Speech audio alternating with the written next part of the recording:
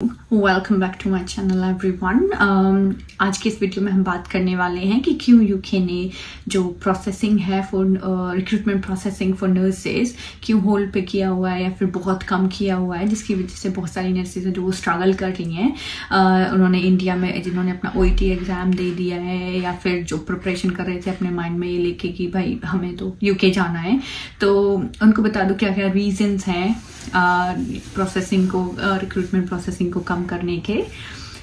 I hope you gonna have clear idea after having all this information. ठीक है, let's start. तो दो reasons हैं मेन रीजन कि जब यूके में नई गवर्नमेंट आई थी तो उन्होंने बहुत सारे चेंजेस किए थे वीज़ा एप्लीकेशन में, इमिग्रेशन में एंड फॉर बजटिंग। तो उसकी वजह से क्या हुआ कि जो NHS का बजट था वो पूरा हिल गया। एंड जब NHS बाहर से नर्सेज को रिक्रूट करता है तो वो एजेंसी को एक बड़ी फीस, बड़ा अमाउंट पे करता है फॉर अस फॉर नर्सेज। ये फ्री होती है प्रोसेस, बट NHS है जो वो पे करता है नर्सेज को।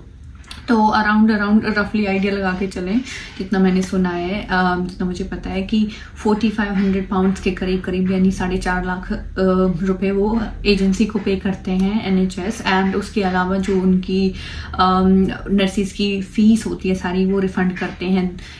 2-3 महीने की जो अकोमोडेशन है वो आपको फ्री मिलती है, आपकी फ्लाइट टिकट्स आपके लिए फ्री होती हैं। ये सब चीज़ें हैं जो मिला के करीब आपका 9-10 हज़ार पाउंड का यानी 9 to 10 lakhs का जो है एस्टिमेट पर नर्सेस को बुलाने के लिए यूके गवर्नमेंट जो NHS है वो अपना फंड यूज करता है। ठीक है, तो एक अलोकेटेड फंड होता है स्पेसिफिकली फॉर NHS। NHS क्या है? NHS क्या है?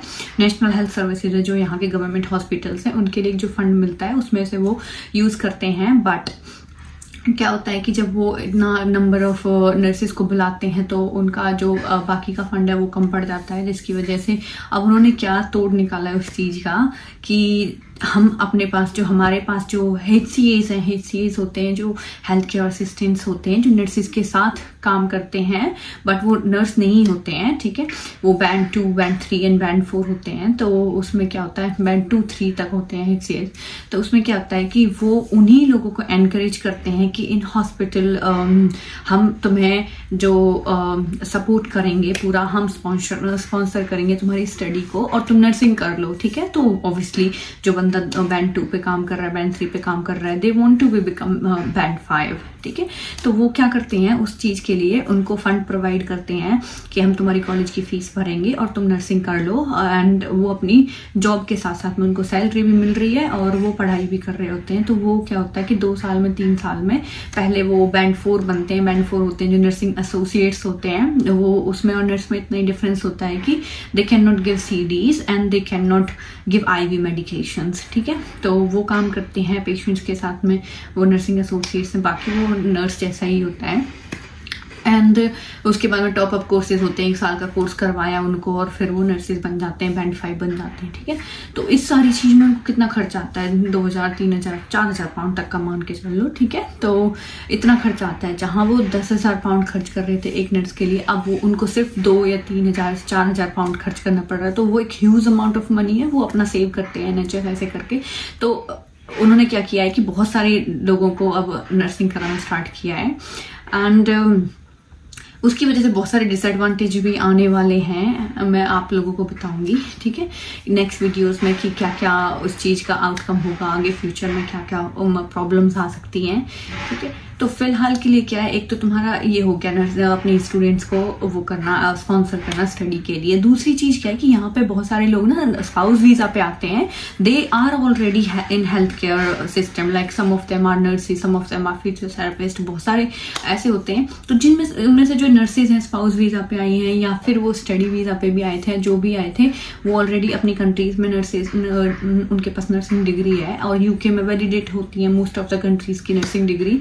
तो क्या करते हैं कि जब आप यहाँ पे एक पर्टिकुलर टाइम आप जॉब कर रहे हो, यहाँ पे पहले जो OET में चेंजेस आए थे उसके हिसाब से अगर आप यहाँ पे जॉब कर रहे हो as a health care assistant and आपको इंग्लिश टेस्ट देने की जरूरत नहीं पड़ती आफ्टर 2 years आई थिंक।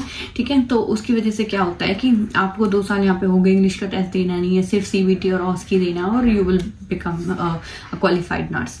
तो क्या होता है वो नर्सेज भी हैं, वो अपना स्पाउस वीजा वाली वो भी अपना उसकी और CBT दे देती हैं और नर्स बन जाते हैं, UK में रजिस्टर्ड हो जाते हैं। तो उसकी वजह से क्या होता है कि यहाँ पे ऐसे लोग जो हॉस्पिटल्स हैं ऐसे अपनी डिमांड पूरी कर रहे हैं। तो उन्होंने अभी डिसाइड किया है कि हम रिक्रूटमेंट प्रोसेस को, कि जब तक बिल्कुल हम मर नहीं जाते हैं, आई मीन मरना तो नहीं, जब तक उनके पास बहुत ज़्यादा स्टाफ शॉर्टेज नहीं है, क्राइसिस नहीं है, तब तक वो रिक्रूट नहीं करते हैं हॉस्पिटल्स। अभी कुछ गिने चुने हॉस्पिटल्स हैं जिनके पास इनफ स्टूडेंट्स नहीं हैं जो क्वालिफाइड होने वाले हैं, या फिर बहुत ज़्यादा वैकेंसीज हैं, they are recruiting from outside, like some of them.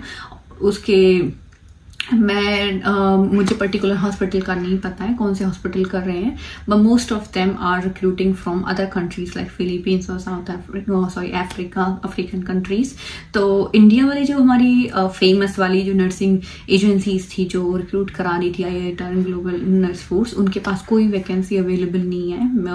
मेरे एक फ्रेंड भी है, उसने OET किया, उसको भी स्ट्रगल करना पड़ा था कि वो भी अपना नहीं कर पाया UK के लिए प्रोसेस, क्योंकि ऑलरेडी मतलब सारी एजेंसीज ने मना कर दिया। या तो आप वेट करो कि कब ओपन करते हैं NHS वाले, तब आप अप्लाई करना, या फिर आप किसी और कंट्री के लिए कर लो। तो उसने डिसाइड किया कि ठीक है, मैं किसी और कंट्री का कर लेता हूँ।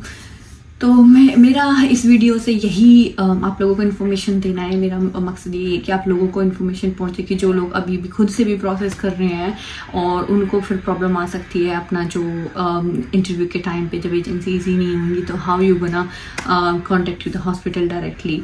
बहुत सारे जो हॉस्पिटल्स हैं वो डायरेक्टली बाहर से रिक्रूट नहीं करते हैं, वो एजेंसीज के थ्रू ही कराते हैं। तो you gonna have problem.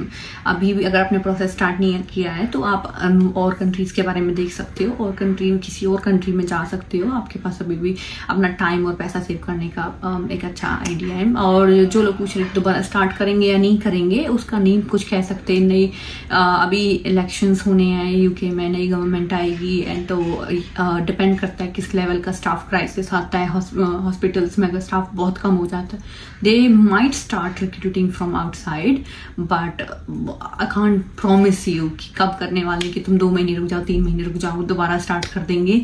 I can't promise anything about this, ठीक है। मेरा इसके ऊपर कोई कमेंट नहीं आएगा।